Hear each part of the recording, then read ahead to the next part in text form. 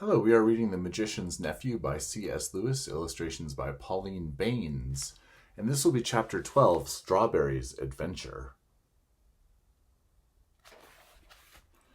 Diggory kept his mouth very tight shut. He had been growing more and more uncomfortable. He hoped that, whatever happened, he wouldn't blub or do anything ridiculous. "Son of Adam," said Aslan, "are you ready to undo the wrong that you have done to my sweet country of Narnia on the very day of its birth?" "I don't see what I can do," said Diggory. "You see, the queen ran away, and—" "I asked, are you ready?" said the lion. "Yes," said Diggory. He had, for a second, some wild idea of saying, "I'll try to help you if you'll promise to help my mother," but he realized in time that the lion was not at all the sort of person one could try to make bargains with. But when he had said yes, he thought of his mother, and he thought of the great hopes he had had, and how they were all dying away, and a lump came in his throat and tears in his eyes, and he blurted out, "But please, please, can't you give me something that will cure Mother?" Up till then he had been looking at the lion's great feet and the huge claws on them. Now, in his despair, he looked up at its face. What he saw surprised him as much as anything in his whole life. For the tawny face was bent down near his own, and, wonder of wonders, great shining tears stood in the lion's eyes. They were such big, bright tears compared with Diggory's own that for a moment he felt as if the lion must really be sorrier about his mother than he was himself. my son," said Aslan, "I know grief is great. Only you and I in this land know that yet. Let us be good to one another. But I have to think of hundreds of years in the life of Narnia. The witch whom you have brought into this world will come back to Narnia again, but it need not be yet. It is my wish to plant in Narnia a tree that she will not dare to approach, and that tree will protect Narnia from her for many years. So this land shall have a strong, bright morning before any clouds come over the sun. You must get me the seed from which that tree is to grow." "Yes, sir," said Diggory. He didn't know how it was to be done, but he felt quite sure now that he would be able to do it. The lion drew a deep breath, stooped its head even lower, and gave him a lion's kiss. And at once Diggory felt that new strength and courage had gone into him. "Dear son," said Aslan, "I will tell you what you must do. Turn and look to the west and tell me, what do you see?" "I see terribly big mountains, Aslan," said Diggory. "I see this river coming down cliffs in a waterfall, and beyond the cliff there are high green hills with forests, and beyond those there are higher ranges that look almost black, and then far away there are big snowy mountains all heaped up together like pictures of the Alps, and behind those there's nothing but the sky." "You see well," said the lion. "Now the land of Narnia ends where the waterfall comes down, and once you have reached the top of the cliffs you will be out of Narnia and into the western wild. You must journey through those mountains till you find a green valley with a blue lake on it, walled round by mountains of ice. At the end of the lake there is a steep green hill. On the top of that hill there is a garden. In the center of that garden is a tree. Pluck an apple from that tree and bring it back to me." "Yes, sir," said Diggory again.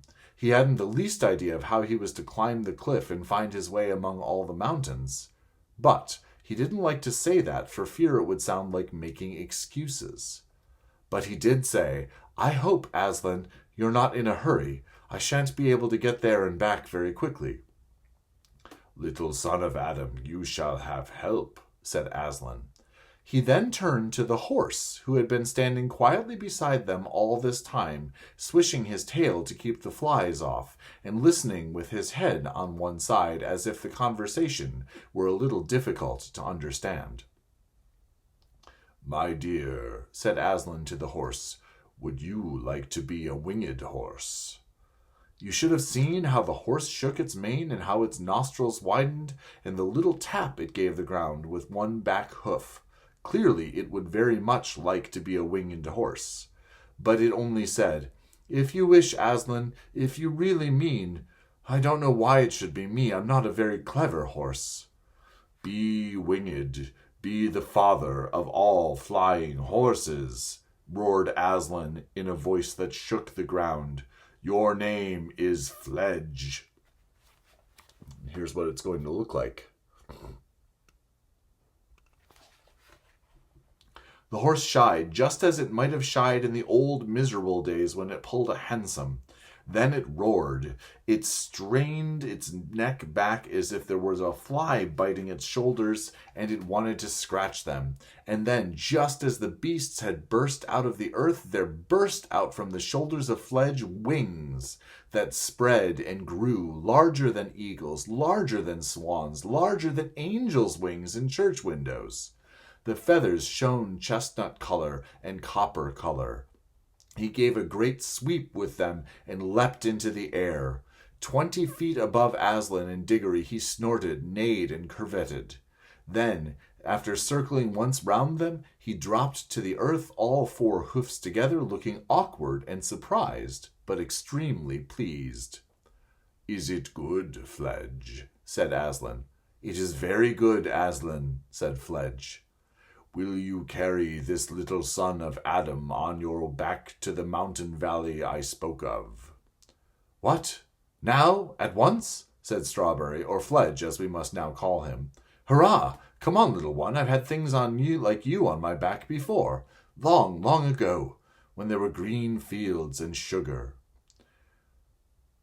"What are the 2 daughters of Eve whispering about?" said Aslan, turning very suddenly on Polly and the cabbie's wife, who had, in fact, been making friends. "If you please, sir," said Queen Helen, for that is what Nelly, the cabman's wife, now was. "I think the little girl would love to go too, if it weren't no trouble." "What does Fledge say about that?" asked the lion. "Oh, I don't mind too, not when they're little ones," said Fledge. "But I hope the elephant doesn't want to come as well." The elephant had no such wish, and the new king of Narnia helped both the children up. That is, he gave Diggory a rough heave, and set Polly as gently and daintily on the horse's back as if she were made of china and might break. "There they are, Strawberry. Fledge, I should say. This is a rum go." "Do not fly too high," said Aslan. "Do not try to go over the tops of the great ice mountains. Look out for the valleys, the green places, and fly through them. There will always be a way through. And now, begone with my blessing." "Oh, Fledge," said Diggory, leaning forward to pat the horse's glossy neck. "This is fun. Hold on to me tight, Polly." Next moment the country dropped away beneath them and whirled round as Fledge, like a huge pigeon, circled once or twice before setting off on his long westward flight. Looking down, Polly could hardly see the king and queen, and even Aslan himself was only a bright yellow spot on the green grass. Soon the wind was in their faces, and Fledge's wings settled down to a steady beat.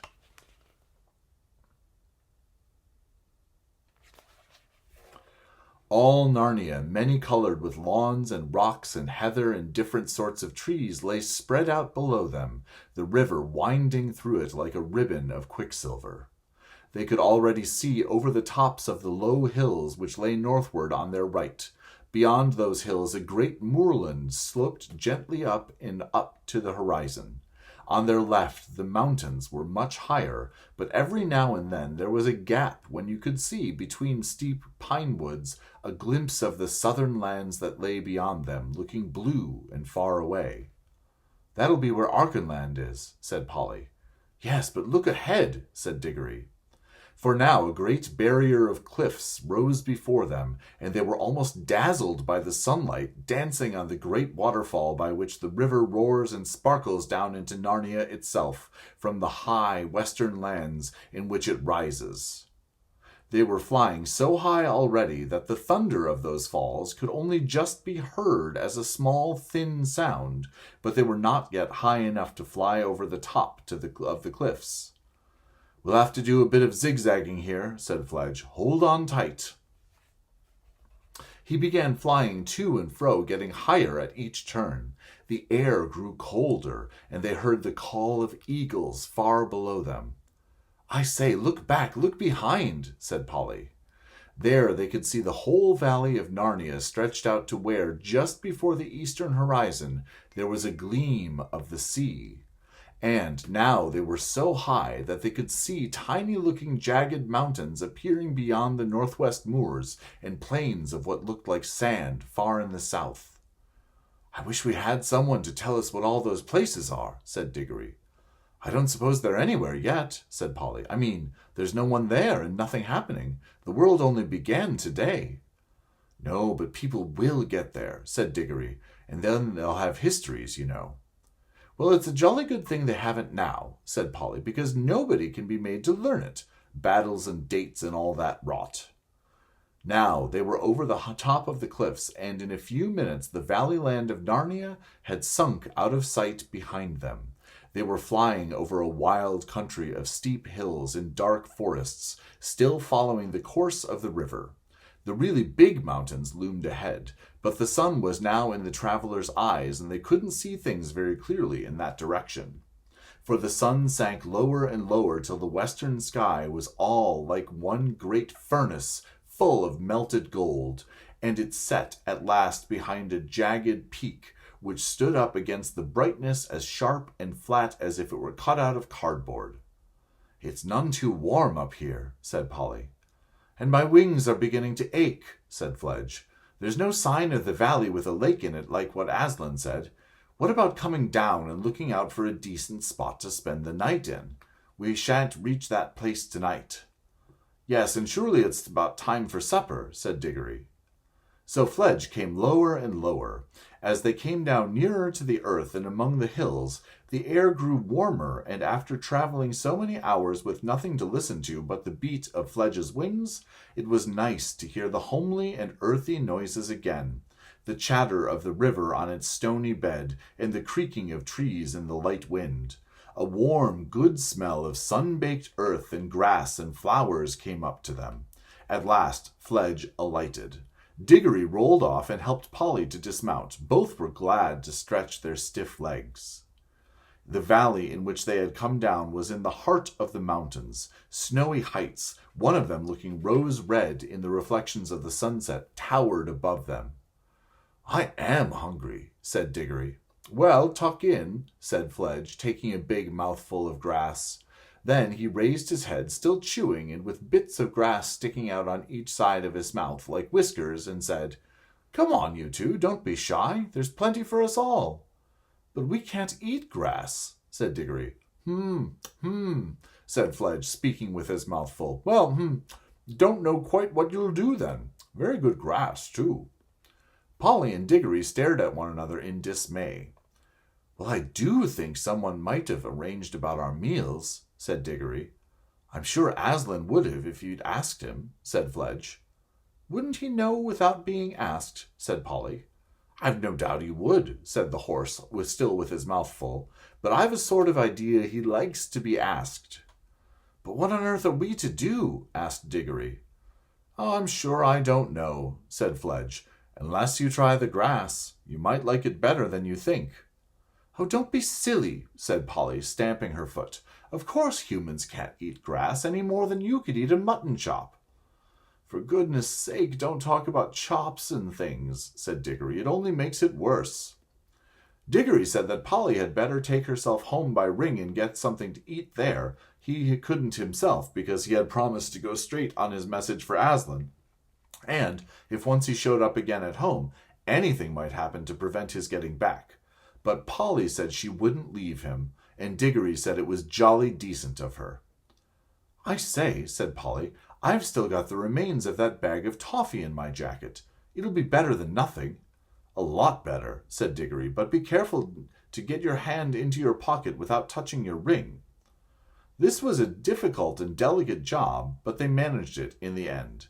The little paper bag was very squashy and sticky when they finally got it out, so that it was more of a question of tearing the bag off the toffees than of getting the toffees out of the bag. Some grown-ups, you know how fussy they can be about that sort of thing, would rather have gone without supper altogether than eaten those toffees. There were 9 of them all told. It was Diggory who had the bright idea of eating 4 each and planting the 9th. For, as he said, if the bar off the lamp-post turned into a little light tree, why shouldn't this turn into a toffee tree? So they dibbled a small hole in the turf and buried the piece of toffee. Then they ate the other pieces, making them last as long as they could. It was a poor meal, even with all the paper, and they couldn't help eating as well. When Fledge had quite finished his own excellent supper, he lay down.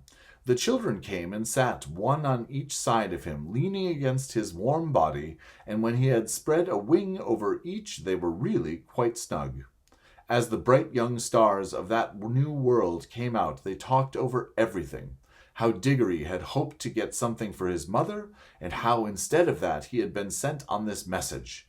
And they repeated to one another all the signs by which they would know the places they were looking for, the blue lake and the hill with a garden on top of it. The talk was just beginning to slow down as they got sleepy, when suddenly Polly sat up wide awake and said, "Hush."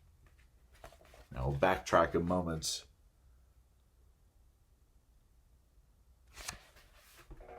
Everyone listened as hard as they could. "Perhaps it was only the wind in the trees," said Diggory presently. "I'm not so sure," said Fledge. "Anyway, wait, there it goes again. By Aslan, it is something." The horse scrambled to its feet with a great noise and a great upheaval. The children were already on theirs. Fledge trotted to and fro, sniffing and whinnying. The children tiptoed this way and that, looking behind every bush and tree. They kept on thinking they saw things, and there was one time when Polly was perfectly certain she had seen a tall, dark figure gliding quickly away in a westerly direction. But they caught nothing, and in the end Fledge lay down again, and the children re-snuggled, if that is the right word, under his wings. They went to sleep at once. Fledge stayed awake much longer, moving his ears to and fro in the darkness, and sometimes giving a little shiver with his skin, as if a fly had lighted on him. But in the end, he too slept. And chapter 13 will be called An Unexpected Meeting.